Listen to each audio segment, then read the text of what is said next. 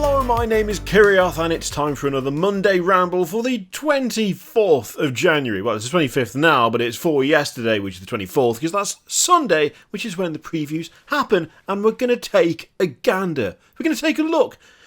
There's actually some stuff in there that I think some of you have been waiting for quite some time, and I have to admit, I don't know whether I was just not paying attention, but I wasn't expecting Dark Angels to just appear like they have done. Let's just dive straight in. Let's just go straight in. So, well, I mean, first up, we've got this. We've got Dark Angels. The Dark Angels Codex supplement is on the way. I feel like, I don't know, maybe I'm just so thrown off by the delay of Death Guard, because we had the build-up, but then we didn't have the Codex because that was delayed until this year, and then we kind of had the actual re-release, the date of the release that was redone from the original because they weren't able to. What was that sentence? I feel like this is just suddenly dropped, but I don't really know why I feel like that. It could just be that it has, or alternatively, my brain is shutting down as we speak, which is entirely likely. So, yeah, we've got the Codex supplement for the Dark Angels. Nice, fancy cover. I do like the cover a lot. It's a quality cover.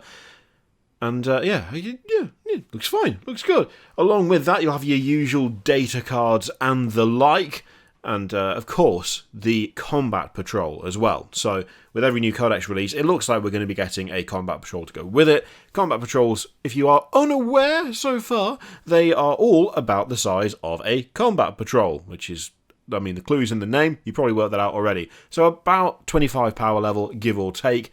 And it just means that every start collecting, because the Combat Patrols are replacing those, are all the same points values, roughly speaking. Same points values, and so far, same cost as well. So all the same price so far. It's a good new standardised way of doing it. It is more expensive, which is regrettable, but having them all be just similar points, way easier. Way easier. You know what you're in for with a Combat Patrol box, because it says it on the box, and you can't go wrong with that. It's just, here is the basis of an army, off you go. Way better than the old method of, one box is worth 200 points and another one's worth 700 or whatever. There was a massive difference between some of them. It was a bit silly. But these pretty solid. I will say, fan of having the Chaplain in there. That's nice. That's a good start. Chaplain's good. Why the Inceptors aren't holding plasma is beyond me. It's Dark Angels. It's Dark Angels. You can't have them just... Wait. I mean, come on, lads. Come on. This is basic. This is basic. Give them the plasma. Just stick them on the model. It's fine. It might just be that they didn't have any plasma ones painted up in Dark Angels colours, which is entirely likely. But still, I am outraged. Absolutely disgusted.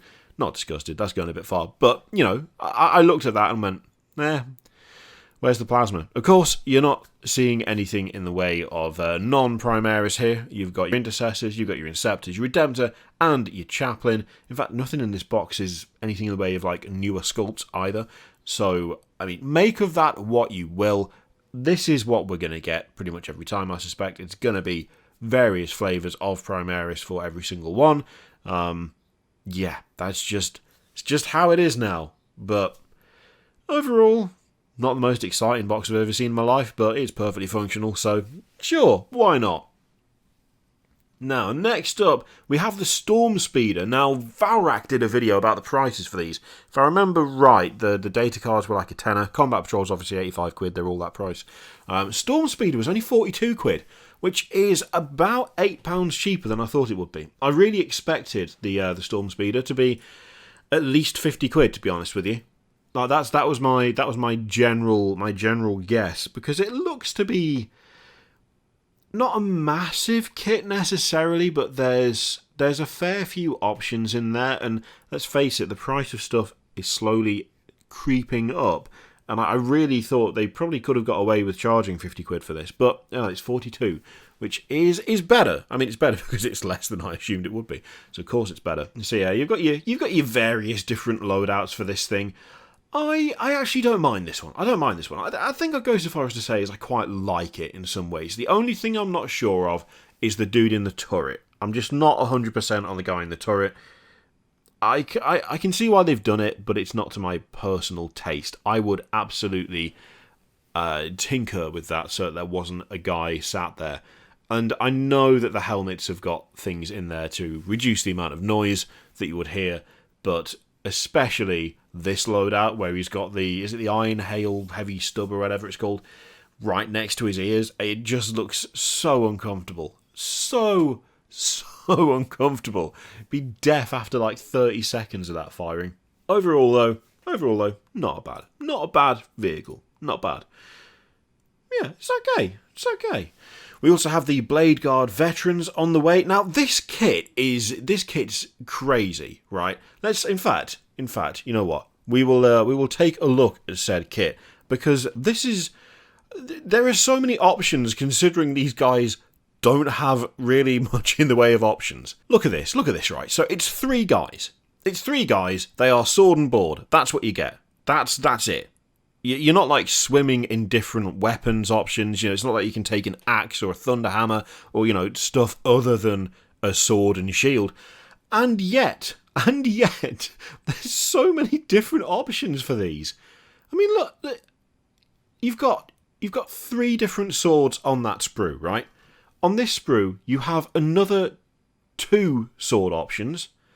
Then on this sprue, you've got another 2 sword options. So for a squad of 3, you have... No, not 2, 3 sword options. So 3 there. We've got 1, 2 there. And we've got 3 there. So you have 8 options for what swords you want to give these guys. Which, for a 3-man squad, is pretty up there, to be honest. You've got a choice of, like, I think it's 3 unhelmeted and 4 helmeted heads. Probably one of them might have the helmet partially open, perhaps. That seems like it might be a reasonable assumption to make. Kind of hard to tell, because the heads are all facing the wrong way. I don't think there are any heads on the previous sprue, are there? No, there aren't. But, like, you look at this, and for a squad that has no options, basically, there's so many ways to build them. Like, they've got more customization than a lot of the HQ kits that come out. Which somewhat feels like it's like the wrong way round, to be honest with you. I mean, the number of bodies is the same. It's not like there's a lot of different bodies to choose from, but when it comes to the arms, especially, you're just swimming in options. You're absolutely swimming in options. Backpacks are all the same. You've got a bunch of little shields and stuff you can put on there. Whatever those are called. I should know that, but I always forget. Yeah, it's crazy to me that this squad... you have a sword and a shield, and that's what you get. And yeah, they've got guns as well, but primarily that is what Bladeguard are. The clue's in the name, once again. And yet, look, what the hell? What is going on? It's good, don't get me wrong. There are so many options to make these exactly how you want them to look, which I'm never going to complain about. But it just surprised me. It massively surprised me, because I expected these to be, even like the multi-part kits, to just be like, okay, here you go. 1 guy's pointing and 2 guys are holding their swords, and that's it. Or like, maybe you can have him pointing a gun instead of his finger, and then the other 2 are holding swords. Not all of it swords. Not all of this. This is crazy. There's just so many options. Anyway, they do look good. I like them. I like them a lot. I'm a big fan of that Sternguard / Vanguard veteran style of Marine. Those are my favourite Space Marine kits, so that kind of customization and that kind of look coming to the Primaris stuff, I can't complain about that. I like it too much. It's just a quality, solid look for Space Marines, and they've got it. They've got it. Whatever it is, they have it. Apart from that guy, put your helmet on. We also have the Eradicators on the way as well. Big, massive, chunky, hefty boys that they are. I still quite like the way they look. Hard not to. They've got the girth required. We also have the Psychomancer. I love this guy, and I will own him the moment he arrives. I still don't know what colour scheme to paint my Necrons in. I've been saying that since Indomitus dropped, and it's so bad because I want to paint them, but I just don't know how to paint them. Well, I know how to paint them. You put paint on the brush, and then you put the brush on the model. I'm aware of that, but like, I just don't know what colours I want, and it's driving me up the wall. This guy, though, is solid. What an absolute freak. What a freak of nature. His little, like, insect legs and his little claw stinger thing coming out of his bottom half. Weird as anything. Even the way he's holding his staff is weird. His hands are at like a really odd angle. The staff is absurdly long. Like, there's no need for that. But then again, he's probably stupidly tall if he unwraps his tentacles fully, which he can't because he's manifesting some sort of weird skull. It's such a good model. It's creepy. It's just so off-putting. It's brilliant. It's brilliant. Love it. Love that lad. Absolutely love him. Now, Diachasm. We've got Kagaris Ravagers on the way. We've talked about this warband before. Again, I do like them. I do like them. Nice Chaos Warriors, basically. Yeah, it's a good-looking warband. It's a good-looking warband. The Sorcerer is still creepy and weird. I love like the asymmetric horns that a lot of these have. Like the weird growths that aren't quite, one of them's longer or a bit more bendy than the other or whatever. I kind of like the asymmetrical look. Solid looking warband that. From Black Library we've got Dawn of Fire, The Gate of Bones, and Siege of Terror Saturnine again, but this time it's in paperback, so you can grab it in that format if you wish. Still quality art on the front of that book. Absolutely solid. Love it. Love it. Then there's Deacon of Wounds, which I'm actually really curious about. I read The Reverie a couple of weeks ago. I need to do a video on that, which was it's so good. It's such a good... It's just a good book. Like, not even just like a Warhammer book. It's just a good book. So I'm looking forward to getting more into the Warhammer horror stuff. It's pretty solid all round, to be fair. It's pretty well done. And we also have Blood Bowl. We've got Skrull half height. He's an undead dwarf.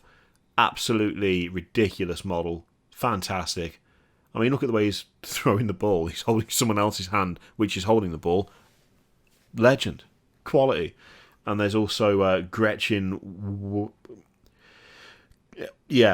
Watcher? What? Vojta?